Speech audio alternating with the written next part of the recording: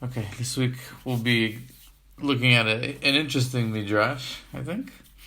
Or it's kind of a series of midrashim that are wrapped up in one. There's a lot of different aspects to it. We'll try to look at two of them. So the first half of the show, we'll look at one piece of it, and the second half of the show, we'll look at a different piece. But there's a lot more pieces even that we won't have time to unpack. I guess we'll dive right in, and then we'll just kind of, as we go, we'll explain what I mean by that. So the Gemara that we're dealing with is in Yevamot daf memtet amud bet, and it says as follows: Tani Shimon ben Azai Omer. Okay, so Shimon ben Azai said, so ben Azai, he's not a Rav, he's just ben Azai. He's one of the more famous Tanaim. We'll talk about him shortly. But it's taught that he said, Matzati Megillat Yuchsin Mirushalayim, וכתוב בה, איש פלוני ממזר מאשת איש, וכתוב בה, משנת רבי אליעזר בן יעקב קו ונקי, וכתוב בה, מנשה הרג את ישעיה. So Ben Azai says, I found a genealogy scroll, or Megillat Yuchsin, or a scroll that records of genealogies in Yerushalayim, and it was written. Three things were written on it. One thing said that person X was a mamzer. They was the product of adultery. The second thing it said was that anything that Rabbi Eliezer ben Yaakov teaches is kav v'naki. It's a compliment. It means that it's few and far between, but it's clean and pure. And the third thing it said is that Menashe killed Yishayahu. Okay, so a couple of questions, right? We can raise already. So the first is, what is Shimon ben Azai doing finding genealogical records in Yerushalayim? The second is, the first thing he mentions is arguably within the context of what I'd expect to find in a genealogical record. Okay, this person is a mamzer, person X. But what do Rabbi Eliezer's ben Yaakov's teachings have to do with that? And what does the idea that Menashe the king, the son of Chizkiyahu, killed the Yeshayahu Navi have to do with that? So we'll maybe come back and address those. The Gemara continues and talks specifically about the third thing, which is that Menashe killed Yeshayahu Navi. So Amar Rava says, Midan dinei v'katlei. So Menashe brought Yeshayahu to court. He judged him, and he found him guilty, and he killed him as a guilty verdict for his judgment. What did he accuse Yeshayahu of? Amar le Moshe Rabcha Amar ki lo yirani ha'adam v'chai. So Menashe, who, let's remember, is perhaps the wickedest king that ever lived. Right? He's described in he went above and beyond all the other kings in terms of how wicked he was. So Menashe brings Yeshayahu to court. He says to him, your teacher, Moshe Rabbeinu, said in the Torah that nobody can see God and live. Right? Or it said, God says no one can see me and live. And then you have a prophecy where you say that you saw God sitting on his throne. So how could you say that? Moshe says no one can see God and live. You say that you saw God and live, so you must be lying. And so of course the irony, Menashe is saying this to Yeshayahu, right? So that's so there's actually either he's lying or it's his responsibility to carry out the sentence. Right. So there's a couple of other accusations that Menashe makes against Yeshayahu, that his prophecy is false or contradicts the Torah, which we're going to skip. And then just move on to after that. We'll see what Yeshayahu's response was. So Amar Yeshayahu, Yadana be de lo mikabel ma de emale. Vi emale ishvu emezi. So Yeshayahu said, after Menashe accused him of this specific thing, as well as the other things that we were skipping, so Yeshayahu says, I know that no matter how I respond to Menashe, he won't listen to what I have to say. In other words, his mind's already made up. This is a farce. And if I do tell him something, then that will make him amazed. In other words, then that will make him culpable for killing me. So I'd rather not say anything, because it won't make a difference, and that way at least there's less on his head for having me killed. So Amar Shem Ibla Be'arza. So Yeshayahu says, but I don't want to die. So he said God's name, Amar Shem, v'ibla be'arza, and he got swallowed up by an erez, by a cedar tree. In other words, this tree came and engulfed Yeshayahu and Avi and swallowed him up to protect him from Menashe. Atuya le'arza v'nesruha. Okay, so then Menashe came to the cedar tree and started cutting it down, right, with a saw. He tried to, because he knew that Yeshayahu was inside. Ki mata lehade puma nach nafshe. And when the blade reached Yeshayahu's mouth, right, because he was cutting through the tree, so when the blade reached Yeshayahu's mouth, nach nafshe, Yeshayahu died. Mishum de'amar. Why that? Why his mouth? Because Yeshayahu said in his nevuah, "Uvetoch am tamei sfatayim anochi yoshev." Because Yeshayahu, God said to who's here. God said to Yeshayahu in his vision, who here can take on the mantle of rebuking my people, whatever it is. And Yeshayahu said, I dwell amongst the nation of tamei sfatayim. So he said lashon hara about bnei Israel, that he called them tamei sfatayim. So as a punishment for that, he was killed by Menashe by this blade striking him on the mouth and having him die. The mouth that said lashon hara about bnei Israel. Okay, so obviously very interesting Agadah, right? Then the Gemara says, okay, that's a lovely story, but how do we resolve the contradiction? That, like, Menashe he asked a good question. In other words, Moshe said in the Torah that God said, no one can see me and live. And Yeshayahu says that I saw God on his throne. So how do you resolve that? So Ver'et Hashem Kedetanya. So when Yeshayahu says, I saw God, it's like the Breita. Right? And this is a famous Breita. כל הנביאים נסתכלו באספקלריא שאינה מאירה, משה רבנו נסתכל באספקלריא המאירה. That there is a qualitative difference between Moshe's prophecy and everybody else's prophecy. This is something that's brought in the Rambam as well, right? That all the Nevi'im saw Moshe through a Aspaklaria, some kind of glass or veil or some sort of, something like that. That She'ena Meira, it's blurred, it's not 100% transparent. Whereas Moshe Rabbeinu saw God through an Aspaklaria Meira. It wasn't blurred, there wasn't something blocking it. Right? This is borne out in the Psukim as well, because Moshe Rabbeinu's Nevuah is described as being by God, as being, I speak to him as though I speak to a friend, right? And they spoke panim el panim. So Moshe spoke to God in a different way that everybody else spoke to him, who saw God through visions or through dreams. And then there was some level of interpretation and perhaps obscurity to all the other Nevi'im's interactions with God, whereas for Moshe Rabbeinu it was a conversation as though he was talking to a friend. So the way that's described or explained by the Gemara is Aspaklaria She'ena Meira versus Aspaklaria She'ena Meira. So how does that resolve the problem? So when Moshe says, in God's name, Kilu Yirani Adam V'chai, that means that nobody can see me through Aspaklaria HaMeira. In other words, in that context, Moshe is asking God, Hareini not kvodecha, I want to see your glory. And God says, you can't, because no one can see my glory and live. If the level of prophecy that's being discussed is this direct Aspaklaria HaMeira, with nothing blocking it. But Yeshayahu, when he saw God on the throne, he was having a vision. It wasn't a direct viewing. And so there's no contradiction between those, because it's referring to different levels of prophecy. Even Moshe just saw Hashem mechorav, not even directly, frontally. Exactly, right. Well, that's the whole contradiction that Menashe is saying. Is God says to Moshe, you can see my back, not my face. And Yeshayahu says, I saw God sitting on his throne. Which, as we'll see actually in the commentaries, that means presumably face to face, because you see him sitting on his throne. But right, as you said, Abba, even Moshe couldn't see his face, but that's because Moshe had a higher level of prophecy that you couldn't see his face, whereas for Yeshayahu was a lower level, so he could see his face because there was this Aspaklaria in the way that blurred it, and it wasn't a full. It wasn't something it was something that a person would be able to process, unlike the Aspaklaria She'ena Meira, where you can't process God's face. So that's the Gemara. So the first thing that I want to talk about is actually around the Ben Azai and the Megillat Yuchsin, and then we'll talk specifically about the specific concept of this Agadah. So first of all, who was Ben Azai? So famously, He was one of the four that went into the Arba Shenichnasu the Pardes, right, along with Ben Zoma and Rabbi Akiva and Elisha ben Avuya.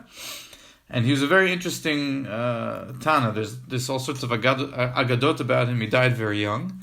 Perhaps one of the more interesting ones is actually brought in Yevamot later on, that he has a teaching where he says that every person has to get married and have children. And he says anyone who doesn't do that is kilu shofech damim. It's as though you're murdering if you don't marry a wife and procreate. But he himself never married. Shimon ben Azai was. So the Gemara actually says that they come to him and they say something along the lines of, there are some people who have nice drushes and then they act according to the drushes. There's some people who don't have nice drushes, but they act nicely. You have a nice drusha, but you don't act according to your drusha. You're being a hypocrite. So Ben Azai's response is, I don't think I brought it here, but Ben Azai's response is, Uma e'esev nafshi chashka b'torah. Right? What can I do? I can't wait. I can't be bogged down by all the responsibilities and banalities of life, of being married with children. I can't. My soul cleaves to Torah too much. And he says the world can olam yitkayem b'achirim, something along those lines, that other people will fulfill pruruvu, but it's not for me, which is an interesting idea. So, just what does that have to do with? Maybe we can try to understand the fact that he finds this Megillat Yuchsin in Yerushalayim. So, not really a great answer. It's not a good answer. Why? Okay. Not really. As in, anyone could give that answer. It's not like it's something important, like it's something unique to him that no one else can claim. Yeah, you're right. I think there's an interesting... You have monasticism not only in other religions, but in the Qumran sect, they had that celibacy as well. Some of the people. Yeah, there's this. I guess the idea behind that Gemara is that everybody has to procreate, and in general you have this idea of procreate. But then there's some people who, the kind of the Nazirs of the world, who Ben Azai, I guess, was classified himself as someone who just they're on a different level. They can't do that. They need to dedicate their lives to something else. So the tension there of you have this mitzvah that is incumbent on everyone, but there are some people who they have a higher calling. This comes up a lot, I think, with Moshe, right? That he separated himself from his wife, and then Tzipor and Aaron say, "How can you do that? Who makes you better than anybody else?" And God says, "No, he's Moshe Rabbeinu. He has to dedicate his life to other things." So, I think the Gemara is picking up on the tension there by accusing having him directly, who has that teaching, being accused of not fulfilling it, and kind of noting the irony of that. But it's a good question. We'll actually see that there's other traditions that say he did marry, which is we'll see now in a different Gemara, in which case it wouldn't be a problem necessarily. So let's quickly look at the Iyun Yaakov. So the Iyun Yaakov says here, Tanya. What did Ben Azai take away from the experience of the Pardes, by the way? Which of the 4 experiences did he have? He died. He died, okay. Yeah. He died. Okay. Alav Shalom. Mm-hmm. Okay, Tanya, Shimon ben Azai Omer, Matati Megillat Yuchsin b'Yerushalayim. So now we're reading the Iyun Yaakov in his commentary on this passage. V'katuv ba'ish ploni mamzer me'esh edish v'katuv. Okay, very nice. V'nira delakach Shimon ben Azai chakar achar Megillat Yuchsin. And he says, and it seems that we can explain why Ben Azai was interested in looking for Megillat Yuchsin in Yerushalayim. How did he stumble across this? We can explain why he was interested in that. Al da'at de'ita beperek asar Yuchsin daf ayin aleph amud bet. So I actually brought that. Let's look at that inside. It's a Gemara in Kiddushin on daf ayin aleph amud bet. The Gemara says, Ula ikla lepumpadita levei Rav Yehuda. Ula went to Pumpadita, to the house of Rav Yehuda. Chazil Rav Yitzchak bereid Rav Yehuda the gadav lo nasiv, and he saw that Rav Yehuda's son Rav Yitzchak was already a grown man and hadn't been married. Amar le, my time lo kam mansiv le mar itetalebre. So Ula asked Rav Yehuda, why haven't you found a wife for your son Rav Yitzchak and married him off? So Amar le, mi yadana mehecha insiv. So Rav Yehuda says, who knows where I can find a wife for him? And the context of that, or what that means, is from a yichus perspective. In other words, Rav Yehuda says, who knows where I can find a woman whose lineage can be without a shadow of a doubt proven to be pure, that would be worthy for my son to marry. That's what Rav Yehuda is saying here. So Ula says back to him, Amar le atu anan mi'adanan mehecha ka'atinan. So Ula says back to him, and who says our lineage is pure? Who says we can attest to our own purity of lineage? Dilma mehanach dichtiv nashim b'tzion inu b'tolot b'arei Yehuda. So what about it says in Eicha that all the women were raped, and we don't know. No one knows what our lineage is today. You can't say that you're not going to marry off your son Rav Yitzchak because you're afraid you don't know the lineage of the women that are potential suitors, potential mates for him. And the context here in the larger Gemara is that this is in Pumbedita, which is in Bavel, and there's this debate around how Bavel's lineage is all confused and mixed up versus Eretz Yisrael. Well, there's more of a tradition that people feel more comfortable about people's lineage being passed down without any corruption. So the Iyun Yaakov kind of draws on that story, and then he says, okay, so he quotes the story here, and he says, "Ve'im ken efshar degam ben azai lo ratza linsiv mehai taima." Right, and so he says, and perhaps that's why, because we said Ben Azai never got married, so the Iyun Yaakov proposes maybe that's why Ben Azai did not want to get married. In other words, we're just told that Ben Azai never wanted to get married, and the reason given in that Gemara is that he says v'nafshi chashka b'Torah. Right, he couldn't do it because he was too passionate about his Torah learning. But here the Iyun Yaakov is saying that maybe Ben Azai also perhaps could have been worried about this reasoning of Rav Yehuda about not being able to find someone whose yichus was good enough. ולא היה יודע גם כן מחטא ביטול מצוות פרו כיוון שנפשו חשקה בתורה. And he wasn't worried about the sin of not fulfilling the mitzvah of pruvu because nafshi chashka b'Torah. In other words, in his mind, because of who he was, that trumped the mitzvah of pruvu that's incumbent on everybody else, because he was such a unique personality. He was always learning Torah, so that trumped his mitzvah of pruvu. So he wasn't concerned about that aspect of violating that, and therefore he felt comfortable saying, I don't need to get married, since he was worried about finding somebody who was of the purest lineage. Lachen chakar achar Megillat Yuchsin ulai yuchal linsov. So that the Iyun Yaakov says maybe that's why he was fishing around for Megillat Yuchsin in Yerushalayim, because he himself never got married, but maybe he was looking to get married, and he was looking to find somebody who there was a testament that they were from a pure family. So he's checking on Ancestry.com, see what he could find. Yeah, exactly. Ancestry.com, or what's the MyHeritage with the DNA swabs. Yeah, whatever it is. That so the Iyun Yaakov is tying this unrelated incident of Ula and Rav Yehuda, and trying to add a little bit of light to why Ben Azai would be looking at Megillat Yuchsin, based on what we know about him as having not gotten married. And he says, okay, and then I go on and I explain a lot about the actual Agadah of with the story of Yishayahu and Menashe. He says, I have a lot to say about that. Just want to look here in the Gemara in Sota and Daf Daled Amud Bet quickly. So the Gemara there, it says, Amar Rabbi Yitzchak bar Rav Yosef, Amar Rabbi Yochanan, Kol echad ve'echad be'atzmo shi'er.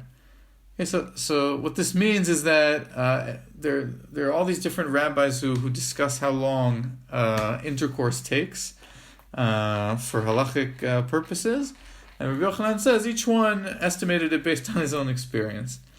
And so the Gemara asks, Ve'ayika ben Azai de lo nasiv. But one of the rabbis in the list of people who say how long it takes was Ben Azai, and he never married, so how would he know, right? So the Gemara proposes three possibilities. It says, Ibait ema nasivu pire shava. So possibly he did get married, but then he separated from his wife. In other words, the tradition we have that Ben Azai never married, maybe really he had gotten married but separated from his wife, because he just never had children, and so then he would know how long it would take. V'ibait ema mirabe shmiele, and some say maybe he just heard from his rabbi, or his rabbi told him how long it takes. V'ibait ema sod Hashem li'reav. And the third possibility is that God gives to those who fear Him the secrets, and so He just knew how long it would take. But anyway, this is kind of another tradition as to Ben Azai and his marriage, or perhaps his not getting married. So that's kind of just wanted to talk a little bit about Ben Azai and look at the Ian Yaakov's suggestion for why he's looking for the Megillat Yuchsin. But perhaps by the way, what was his cause of death in the Pardes? Does it say Ben Azai? Yeah. He looked at the. Let's see. Let me just check quickly. I think he looked at something. He looked at the.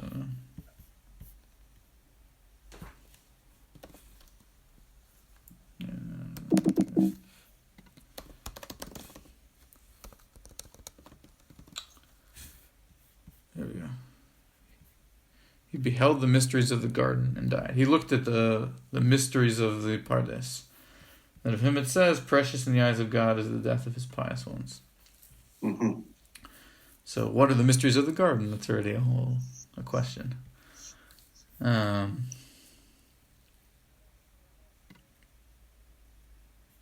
good.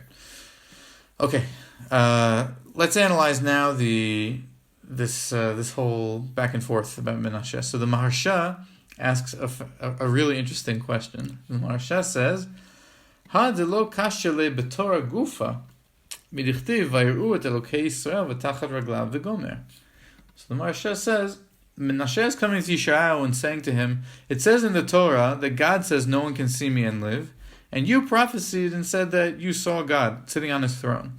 So the Maharsha says, why is Menashe coming to Yeshayahu and saying you're contradicting the Torah? The Torah itself contradicts itself on this point.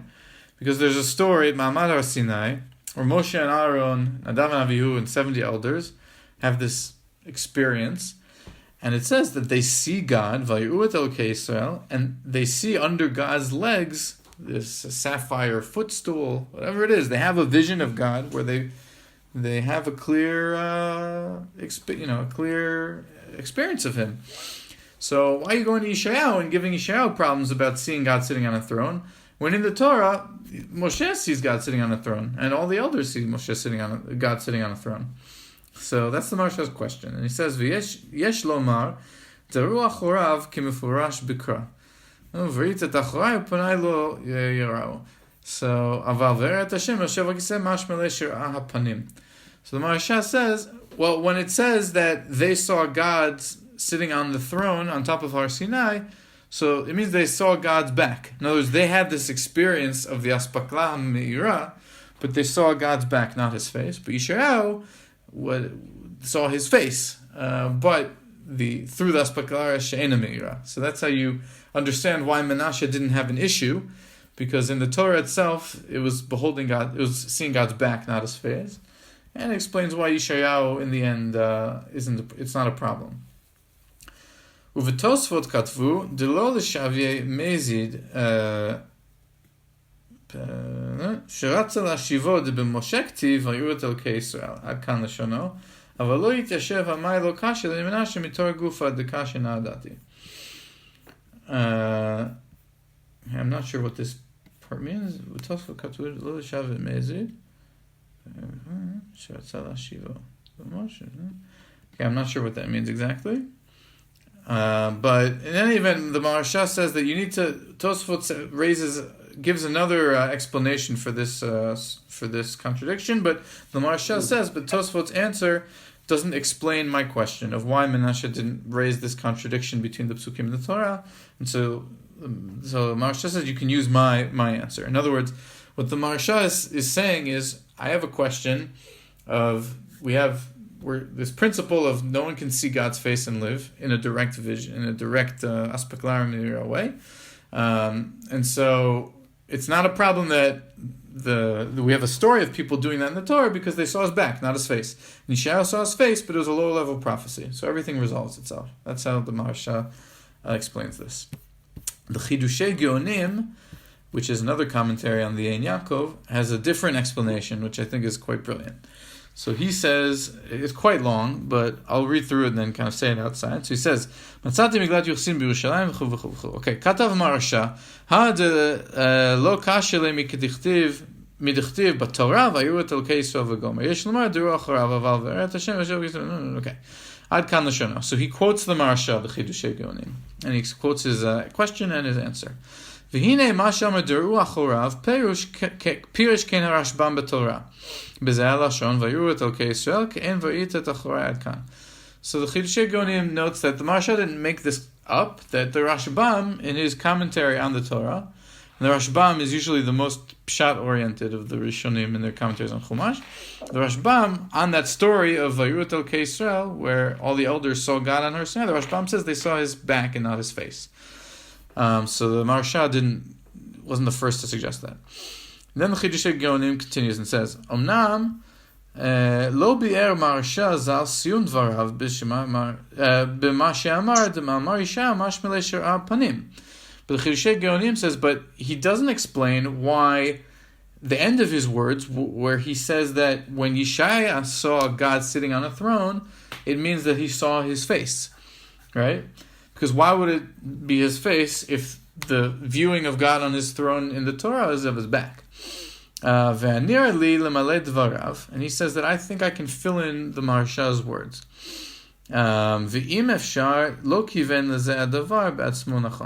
And he even says it's possible he didn't actually himself say the right thing. Okay, so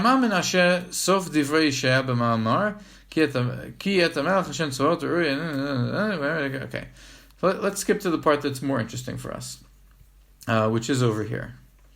Okay, so here the Chidushei Geonim says ve'od yesh makom lomar, another possible solution to the Maharsha's question. Ki ikar ma shematza Menashe b'divrei Yeshaya stira l'divrei Moshe hu v'chai lomar im yizdamen im yireh adam oto yitbarach shuv lo yichyeh aval yamut. So the Chidushei Geonim says that the main problem that Menashe had with the fact that Yeshayahu prophesied and says that he saw God's face is not that he saw God's face, it's that he lived to tell the tale, right? Because the contradiction that Menashe brings is that no one can see my face and live. Not that it's not possible for someone to experience God, but that no one can that a human cannot live through that experience. And that's the problem that Menashe had. So it's not an issue of face or back or anything like that. אבל ימות, והנה 70 הזקנים ונדב אביהו אשר הועד עליהם ויראו את אלוקי ישראל וגומר, נגזרה עליהם מיתה באמת. אלא שלא רצה הקדוש ברוך הוא לערבב שמחת התורה, והמתין לנדב אביהו וכו' הזקנים, כמו שכתב רש"י שם. So the Chidushei Geonim gives a totally different answer. He says there's a midrashic tradition, which is one of my favorite midrashim, that says that actually, in the Psukim there, it says they experienced God, right? Vayirut Elokei Yisrael, they saw God, and then the Torah says, Ve'latzilei b'nei Yisrael lo shalach yado. And it says, against the nobles of b'nei Yisrael, God did not send forth his hand. It's not clear what that means. So the Midrash says, that means that they should have had his hand sent against them. Why?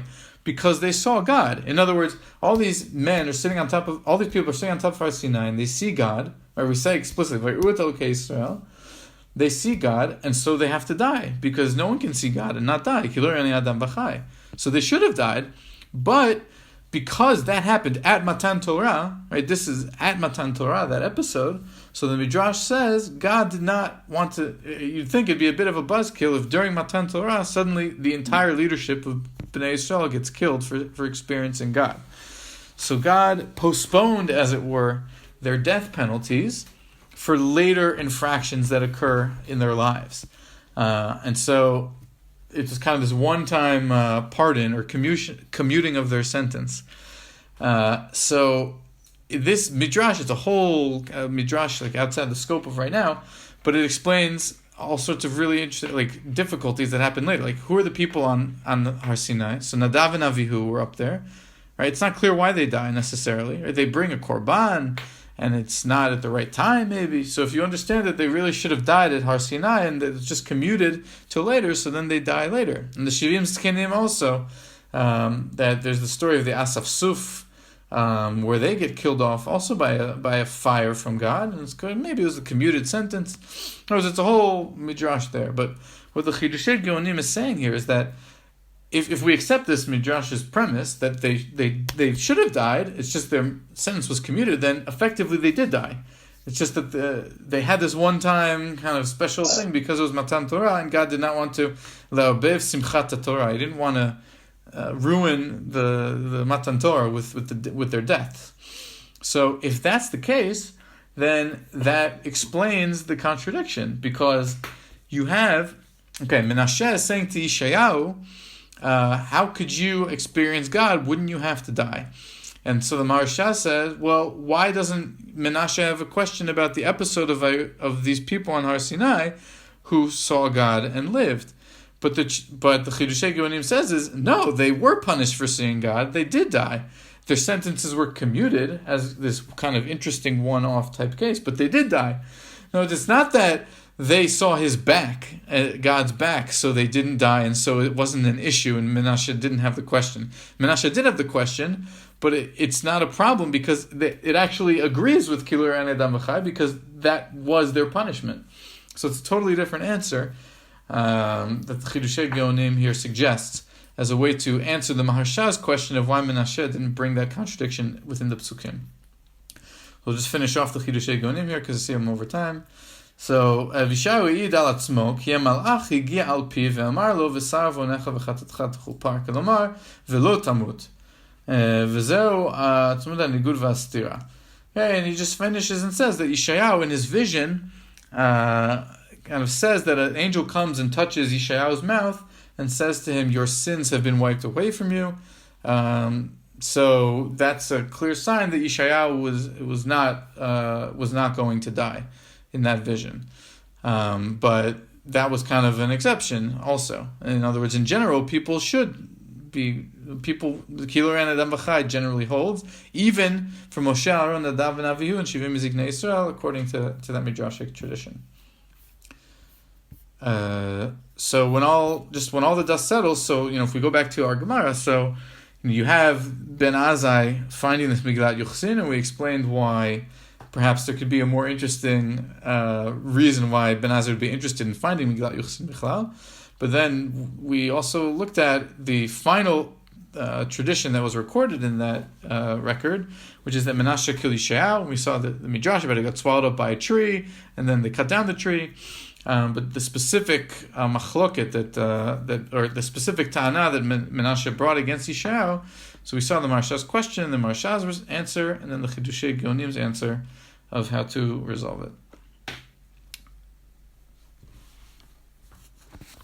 Shkoyach. Sure.